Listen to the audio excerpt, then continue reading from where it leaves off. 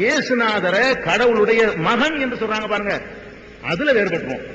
கடவுளுடைய தீர்க்க தரிசனம் சொல்லுங்க, தூதர்னு சொல்லுங்க, கடவுளுடைய மகன் என்று சொன்னால் அப்ப கடவுளுக்கு எப்படி மகன் இருக்க முடியும்? கடவுளுக்கு சந்ததி இருக்க முடியாத. கடவுள் மகனும் கடவுளாத்தானே இருக்க முடியும். மனிதன் போடுகிற குட்டி மனுஷ குட்டியா தானே இருக்கு, ஆடு போடுகிற குட்டி ஆட்டுக்குட்டியா தானே இருக்கு. அப்ப கடவுள் போடுகிற குட்டி கடவுள் குட்டியா தானே இருக்கானு. அப்ப இயேசுநாதர் நீங்க கடவுள் மகன் என்று சொன்னீர்களேயானால் கடவுள் அம்சம் எல்லாம் இயேசுநாதர்கிட்ட இருக்க வேண்டும். ஆனால் நீங்கள் பைபிளை புரட்டி பார்த்தீர்களேயானால் இயேசுநாதர் சாப்பிட்டார், இயேசுநாதர் உறங்கினார், இயேசுநாதர் கவலைப்பட்டார், இயேசுநாதரை கொல்ல வரும்பொழுது அவர் ஓடி ஒளிந்தார், இயேசுநாதர் ஏலி ஏலி லாமா சபக்தானி என்று சிலுவையில் அறையப்படும் பொழுது முழங்கினார், என் தேவனே என் தேவனே ஏன் என்னை கைவிட்டீர். அதுல இருந்து அவர் தன்னை இயேசு இறைவன் மகன் என்று அவர் சொல்லவே இல்லை.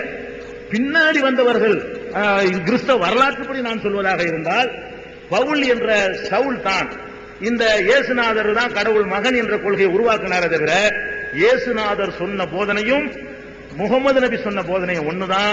இதுக்கு பைபிள்ல இருந்தே உங்களுக்கு நம்பர் வாரியாக டெக்ஸ்ட் வாரியாக உங்களுக்கு ஆதாரம் தேவை என்பதற்காக இறைவனுக்கு மகனா என்ற தலைப்பில் நான் எழுதிய ஒரு புத்தகத்தை உங்களுக்கு இப்ப தருவாங்க.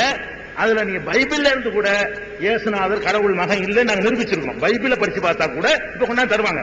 இறைவனுக்கு மகனா என்ற அந்த நூல்ல பைபிளையே நான் மேற்கோள் காட்டி இயேசுவும் நபிகள் நாயகத்தை போலவே ஒரு கடவுள் கொள்கை உலகத்துக்கு சொன்னவர், அவர் தன்னை மகன் என்று சொன்னதே கிடையாது என்பதற்கெல்லாம் விரிவ விளக்கம் இருக்கிறது. அந்த புத்தகம் உங்களுக்கு தரப்படும், அது வழங்கிறது.